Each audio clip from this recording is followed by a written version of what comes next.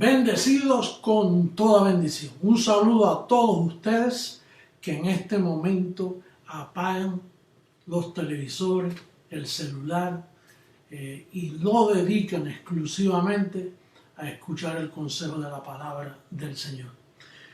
Bien, antes de entrar de lleno al tema, el colaborador Álvaro Albarracín, que colabora conmigo juntamente aquí en las oficinas centrales, me estuvo diciendo que hay un bendecido en El Salvador, Javier Ticas, que es el hijo del obispo del Salvador, Ana Ticas, que él ha colaborado en subir videos a YouTube.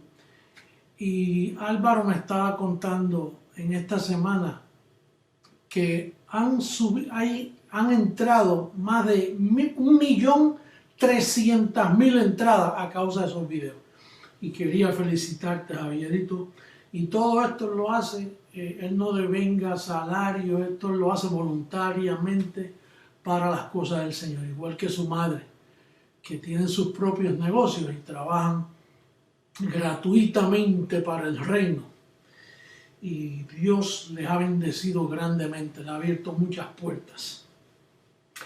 Bien, también me llegó un correíto de uno que partió a la nube.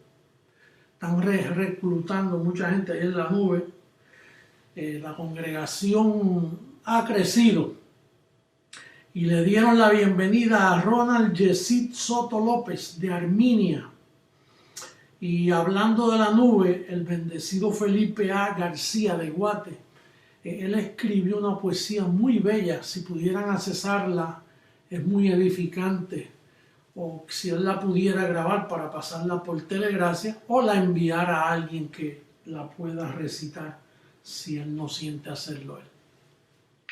Bien, no pensé que este tema se fuera a extender tanto, pero el tema es Guardado los perros, parte 4. Y es que estos perros han hecho tanto daño que el espíritu de gracia en mí logra y manifiesta la inquietud de seguir exponiéndolo. Después de todo, eso fue lo que dijo Pablo cuando dijo: no juzguéis nada antes de tiempo hasta que venga el Señor y Él aclarará lo oculto de las tinieblas.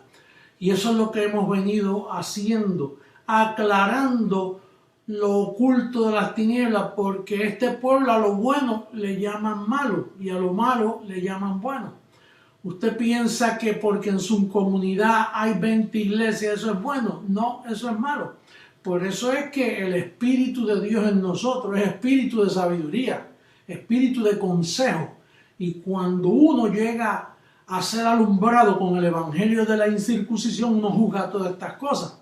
Por ejemplo, yo vi una buceta que decía: bienvenido a la mejor escuela, a la escuela dominical. Ahí donde le destruyen la mente al niño, hablándole de Satanás, hablándole de que Dios está bravo con ellos, y no exponen la verdadera verdad. Así que esas iglesias en cada esquina, eso es veneno, sea católica, sea protestante, pentecostal. Yo pienso que en su tiempo, bueno, ahora más que el día se acerca, eso va a desaparecer. La mentira será extirpada de la tierra para que brille la verdad por todas las naciones. Así que la última vez estuvimos hablando y quiero traerle a la memoria que estas iglesias, todas juntas, recuerda que le sirven a otro Jesús, no al Jesús verdadero.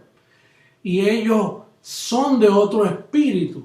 Por eso no nos entienden a nosotros, porque son de otro espíritu, lo ven todo diferente. Y también están en otro evangelio. Por lo tanto, son tres cosas que tiene que recordar: otro Jesús, otro espíritu y otro evangelio. Así que no tienen verdad en sus congregaciones. Entonces, estuvimos tocando brevemente la consejería pastoral. Esto es otra apostasía más que se presta para tanta maldad en las iglesias. Por ejemplo, ¿quién le dijo a un pastor de esto que él puede aconsejar a una familia? Mira, el mejor consejo lo da la palabra del Señor. Ese es el Espíritu. Su nombre será Dios fuerte, consejero, porque Él es el que te aconseja internamente. Por ejemplo, cuando a mí una mujer o un hombre me envía un correo de cosas personales, nosotros estamos claros que yo no puedo meterme en ese terreno. Así es como los perros abusan de las mujercillas, como dice la palabra. Se ponen que a pastorear y entonces ella le dice que el marido no se acuesta con ella hace tiempo, que no ha pasado nada, entonces empieza a aconsejar y empieza una transparencia, un envío de señales y finalmente a veces ahí es que vienen las infidelidades y los problemas en el hogar. Mira, el mejor consejero es el calqueo de los miércoles. O si no, mira, el espíritu que está, tu espíritu que está alumbrado. ¿Y a quién le pido consejo entonces si no me ha trabajado? Pues mira, búscate a tu madre, habla con tu mamá. No, que ella no es alumbrada. Bueno, búscate una mujer de experiencia en esa congregación que tú te congregas. Digo, si es que te congregas. Ahí hay personas que el espíritu te puede, mira, comparte con fulano, a ver, y que alivie tu situación. Pero eso de consejería pastoral yo recibo que ningún colaborador nuestro cae en esa trampa. Eso es una trampa. Eso de usted meterse a hablar con una mujer o el hombre con una mujer y que aconsejeme. Y así que cuídese de eso y sugiérale que lo busque en la preciosa palabra que da consejería. Por eso es que primera carta a los Corintios dice que el Espíritu vino a nosotros y nos fue hecho sabiduría, santificación, redención, justificación. Entonces usted tiene todo el consejo con usted. Y usted está completo y no le falta nada. Lo único que hay etapas de mentiras de la carne, situaciones que son pasajeras. Y tienes que llamarla así porque es pasajero. Eso va a pasar. Pero recibimos que tú no vayas a caer en ese espíritu de consejería pastoral.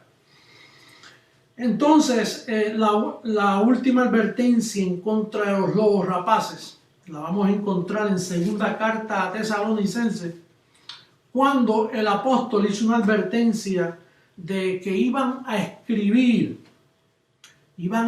hasta cartas. Dice él, pero con respecto, segunda de Tesalonicenses capítulo 2, verso 1 en adelante, pero con respecto a la venida de nuestro Señor Jesucristo y nuestra reunión con Él, todos los miércoles y domingos, os rogamos, hermanos, que no os dejéis mover fácilmente de vuestro modo de pensar, ni os conturbéis ni por espíritu, recuerden que ellos son de otro espíritu, ni por palabra, predicaciones de esas que te paran los pelos y a veces no tienen nada de verdad, ni por carta, aquí es que está la clave, ni por carta como si fuera nuestra, en el sentido de que el día del Señor está cerca. Nadie os engañe en ninguna manera, porque no vendrá sin que antes venga la apostasía y se manifieste el hombre de pecado, el hijo de perdición. Bueno, pues ya la apostasía estaba, el hijo del hombre se manifestó, no halló fe en la tierra, lo que halló fue apostasía. ¿Y cómo se formó esa apostasía? Bueno, aquí el apóstol, por ejemplo, el Nuevo Testamento se compone de 14 cartas. El Nuevo Testamento del resucitado. El Nuevo Testamento del Evangelio de la incircuncisión, que es de Romanos a Hebreos. Recuerde que hay 5 libros históricos, que es Mateo, Marcos, Lucas, Juan y los Hechos. Eso es la historia de lo que sucedió con los apóstoles, de lo que sucedió en la iglesia. Y entrando Pablo, ahí el libro termina y no tiene ni despedida. El libro de los Hechos no tiene despedida. Porque Pablo lo dejó el fundamento, nos enseñó el fundamento, todos le abandonaron. Y entonces en esta época que estamos es donde el libro de los Hechos tiene su terminación. La vida de la verdadera iglesia, la iglesia del Dios vivo, la congregación de los espíritus justos hechos perfectos. Ahí es que nosotros nos hemos acercado, tanto en la nube como físicamente aquí en la tierra. Ahora, las cartas de Santiago, las cartas de Pedro, de Juan, de Judas y Apocalipsis, son los 8 libros restantes que son los que se usó para levantar la apostasía mundial, que duró hasta la venida de este servidor. Desde ahí comenzó la trompeta a sonar y hemos salido de apostasía y hemos salido de falsedad. Yo hice un pequeño recuento para mostrarte lo que dicen estas cartas y lo que dice Pablo. Por ejemplo, si usted lee a Santiago capítulo 2, verso 24, usted va a ver una apostasía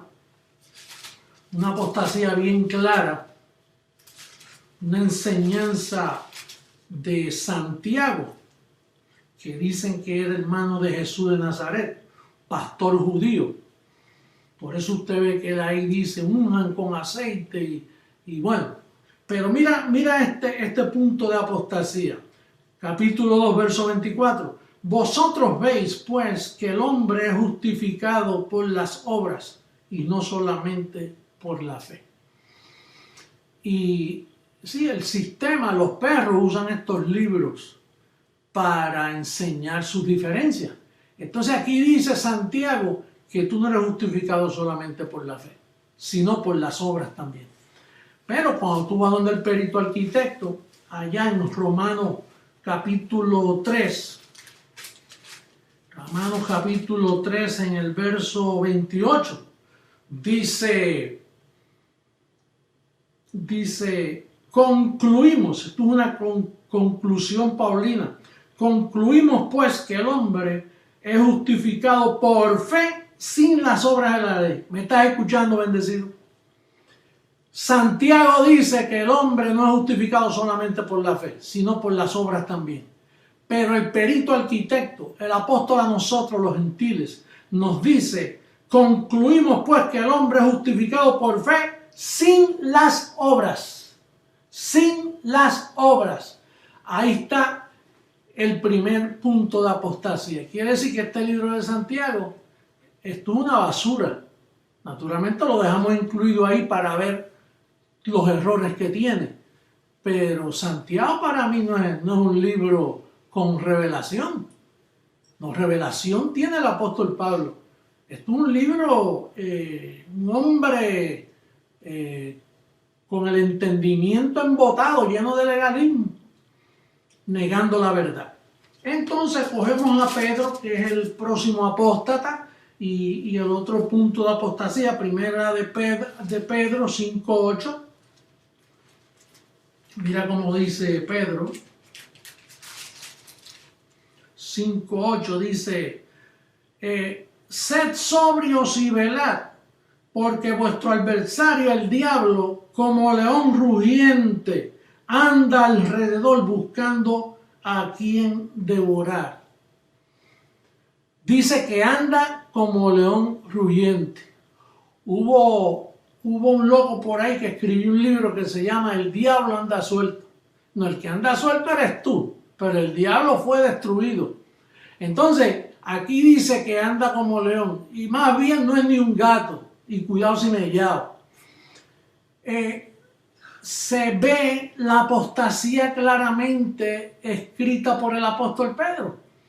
Porque, ¿qué dice el perito arquitecto nuestro en Hebreos capítulo 2, verso 14? Puesto como los hijos participaron de carne y sangre, él también participó de lo mismo para destruir al que tenía el imperio de la muerte, esto es al diablo. Entonces, ¿a quién tú vas a creer? ¿A Pedro o a Pablo? Entonces, ¿qué vamos a hacer con una epístola como esa? Yo las arrancaría y las botaría.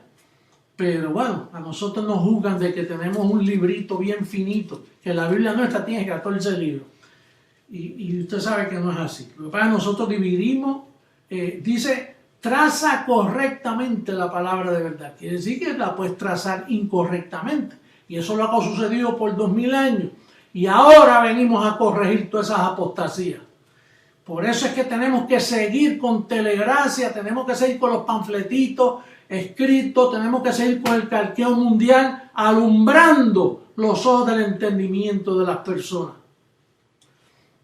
Entonces, esa es primera carta de Pedro. En la segunda también tiene otra manifestación ahí. Dice, el Señor no retarda su promesa, según algunos la tienen por tardanza. Capítulo 3, verso 9. Dice, sino que es paciente para con nosotros, no queriendo que ninguno perezca, sino que todos procedan al arrepentimiento. ¿Todos procedan a qué? Al arrepentimiento. ¿Qué dice la verdad escrita por el apóstol Pablo, el perito arquitecto de los gentiles? ¿Qué dice? Dice, os rogamos que os reconciliéis con Dios. ¿Ven la diferencia? Arrepentimiento a reconciliación. Reconciliación, como ya hemos dicho tantas veces, significa que tú nunca has perdido esa relación con Dios, porque tú fuiste conocido antes de la fundación del mundo. Se rompió la relación y Pablo dice, vuelve, que ya quitaron el pecado del medio, ya destruyeron al diablo, ya se quitó el pecado, así que no hay más nada de qué arrepentirse. Aquí lo que hay que hacer es reconciliarse. Diga conmigo, reconciliación. Dile al que está a tu lado, reconciliación. Ese es el llamado de la verdad del Evangelio de la Gracia. Bueno, vamos ahora a Primera de Juan. Este es el próximo apóstata, Juan, capítulo 1, verso 8, dice, si decimos que no tenemos pecado, nos engañamos a nosotros mismos y la verdad no está en nosotros. Si decimos que no tenemos pecado. Bueno, el pecado sin la ley está muerto, pero como ellos tienen la ley en pie, pues para ellos el pecado está vivo. El legalista cree en pecado porque él está afectado por el otro espíritu, que es el espíritu de Moisés, el espíritu de la ley. Entonces, para ellos tú tienes que decir, no, yo soy un pecador. Por eso que dice, si decimos que no tenemos pecado, le hacemos al mentiroso. No. Yo digo que no tengo pecado y le hago a él veraz. Hago a Dios veraz, porque eso fue lo que él vino a hacer. Él vino a morir en la cruz para quitar el pecado. Para que tú no tengas que decir, yo tengo pecado. No, tú tienes que decir, yo tengo la perfección que Cristo me regaló. Yo soy un espíritu justo, hecho perfecto. Lo que me quedan son las impurezas del cuerpo, pero esa viene la transformación y me las va a solucionar. Pero yo no soy ningún pecador. Entonces, este Juan fue un apóstata tremendo. Entonces está segunda de Juan. Mira cómo dice su segunda carta. Vamos a cogerlos a toda esta carta y vamos a aclarar lo oculto de las tinieblas. Segunda de Juan en el verso 7 al 11. Dice, porque muchos engañadores han salido por el mundo, que no confiesan que Jesucristo ha venido en carne. Aquí es que está la clave. Dice, quien esto hace es el engañador y el anticristo. Cuando él dice el engañador y anticristo, él se está refiriendo a Pablo. Porque usted sabe que Pablo dice, de aquí en adelante a nadie conocemos según la carne. Y aun si a Cristo conocimos según la carne, ya no lo conocemos así. Juan, con otro espíritu, con otro evangelio, con legalismo, con la ley en su mente, con el entendimiento embotado, pues le dice que los engañadores son los que dicen que Cristo no ha venido en carne. Bueno, ¿y en qué va a venir? Él vino, seguro que él vino en carne, pero después que murió ya no le conocemos así, porque allí no estaba la verdad, porque él no fue cristiano. Cristo no fue cristiano. Él no practicó el cristianismo. Entonces, ¿cómo lo vas a conocer según la carne?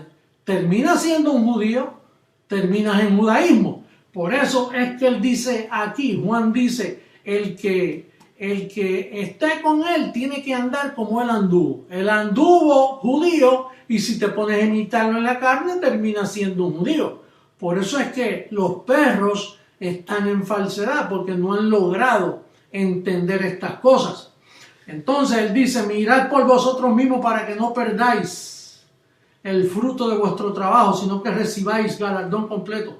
Cualquiera que se extravíe y no persevera en la doctrina de Cristo, él se refiere a la ley, no tiene a Dios. El que persevera en la doctrina de Cristo, este sí tiene al Padre y al Hijo. Aquí Juan los divide, él pone el Padre y el Hijo como dos personas. Y después el Espíritu Santo, tercera persona. Por eso te dije que el error está en estos escritores. Por eso es que Pablo advirtió, no os dejéis mover fácilmente de vuestro modo de pensar como si fuera palabra nuestra o carta nuestra, dando a entender que venían por ahí escritores. Y este es uno de ellos. Aquí hay otro detallito. En su tercera epístola dice, en el verso 7, dice, porque ellos salieron por amor del nombre de él, sin aceptar nada de los gentiles. Él no quería saber de los gentiles. Como quien dice, no acepten nada de esos perros. Todo es de los judíos. Nosotros somos la verdadera iglesia, así que no acepten nada. Entonces viene y dice, dice el verso 9, yo he escrito a la iglesia, pero Diótrefes, el cual le gusta tener el primer lugar entre ellos, no nos recibe. Seguro Diótrefes era un discípulo de Pablo, ¿y cómo los iba a recibir? Los botaba de la iglesia, él mismo lo dice. Dice, no nos recibe.